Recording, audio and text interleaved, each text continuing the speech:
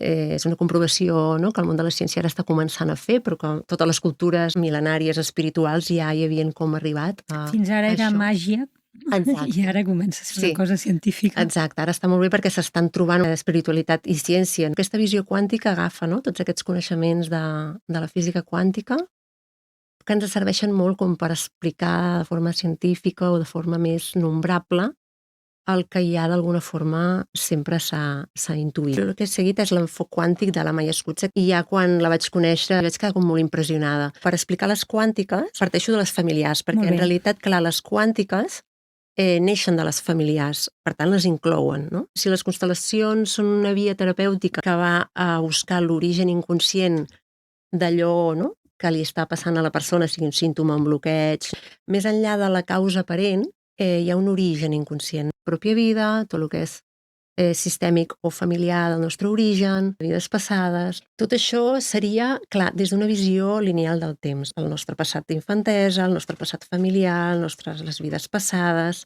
Aquí és quan entrem en lo quàntic. Tot aquest angle de visió, no?, que he anat obrint s'obre de forma infinita i des d'una concepció no lineal del temps. De forma infinita abraçant tota aquesta multidimensionalitat en el que des de lo quàntic s'inclou també lo desconegut, el que potser no hem arribat ni a pensar, ni a canalitzar, ni a estructurar.